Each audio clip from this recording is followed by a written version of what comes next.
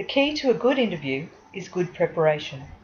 The more prepared you are, the less nervous you'll be and the better impression you'll give the interviewers.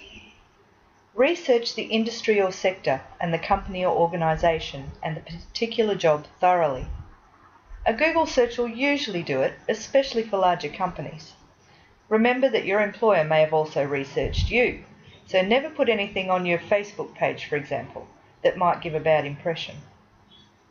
Prepare an informal opening and closing statement that emphasises why you want the job and why you think you're suitable for the position. It might seem totally obvious, but switch off your mobile phone or anything else such as a pager or a digital watch that might make a noise. It will distract you and it will not impress your interviewer. Dress smartly. Even if the dress code is casual for the organisation concerned, it always pays to be tidy and professional for the actual interview. Be in good time. Arrive at least 5 minutes early. Allow time for traffic delays. You might want to identify a local cafe, so if you're really early, you can go for a drink and take a last look at your notes. When you're called to the interview room, take 2 or 3 slow, deep breaths to calm your nerves and your breathing. As you're introduced to the interviewers, shake their hand firmly, look them in the eyes and say that you're pleased to meet them. These first few seconds are so important. Remember, you don't get a second chance to make a first impression.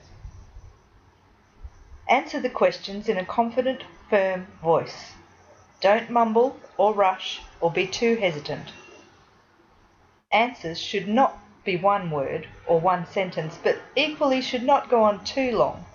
If you have a lot to say, having made the main points, you could finish by saying, "I can explain further if you like." When answering the questions, maintain eye contact with the interviewers. If there are 2 interviewers, give them equal attention, and if there are 3 or more, slowly sweep your eyes from side to side. In the answers to your questions, make selective and relevant use of the information from your preliminary researches, and casually mention at least some of the sources that you've used.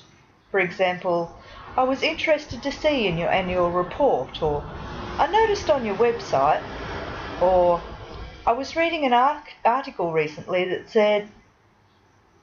This will impress the interviewers with your knowledge, your research, and your keenness. Don't waffle.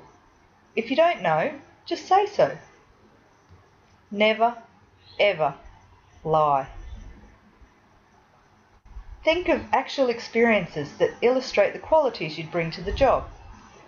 A good interviewer won't ask the obvious leading questions such as, "Do you like teamwork?" or "Can you cope with stress?"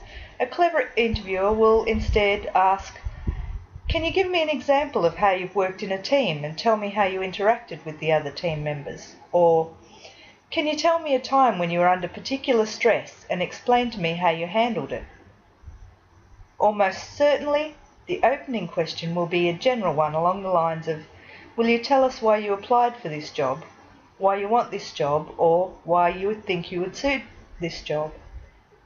You should be ready for this question by having mentally prepared a short statement that provides the 3 or 4 key points in your favour.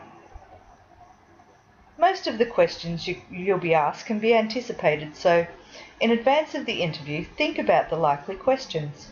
Then plan how you're going to answer them, making notes in the form of 2 or 3 bulleted points, which you should memorise, not word for word, but point for point. Think of the worst question you could be asked, and again play out how you would answer it. This question, and any other, is not going to be tough for you then. A common question is something like, "Where do you see yourself job-wise or career-wise in a few years' time?" The interviewer will be looking for evidence of commitment, motivation, and reasonable ambition. Don't say, "I want your job." Another common question is something along the lines of, "Tell us 3 or 4 of your strengths and 3 of your weaknesses." Again, be ready for this one by having planned mentally how you would respond. The strengths should be a reaffirmation of your opening statement. For example, "I have these skills," or "I have this experience," or "I'm the kind of person who..." As far as so-called weaknesses are concerned, don't actually admit to any, but instead express so-called weaknesses as strengths. For example, I'm really stubborn about always being on time, or I tend to be a bit conscientious and want to get everything right, or I'm really curious and always want to know more about things. Almost certainly you'll be asked a final question along the lines of, is there anything else you'd like to tell us?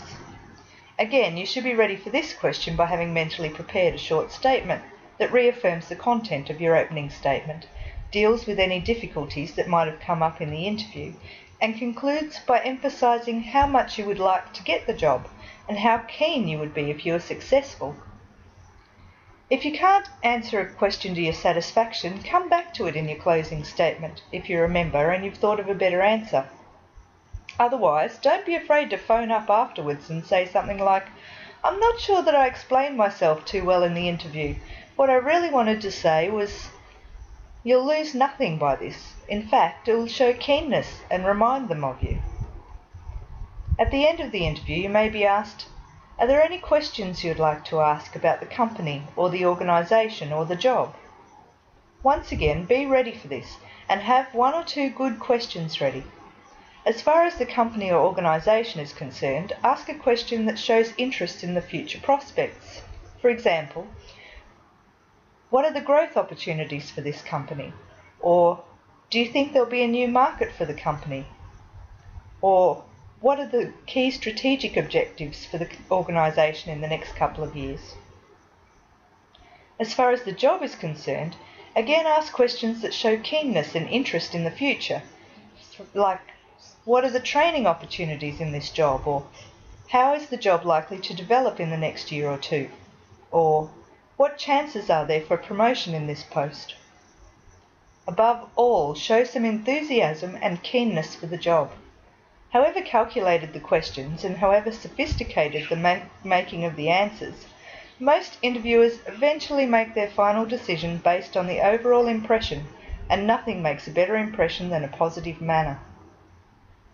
Follow all these tips and you should get the job. If all does not go according to plan and you don't get the job, ask for a debriefing interview or a telephone conversation. This will impress the company or organisation and stand you in good stead for any future applications to them. Also, if you approach this exercise open-mindedly, you'll learn a lot and your performance next time will be even better. I guess the only thing I have left to say is good luck.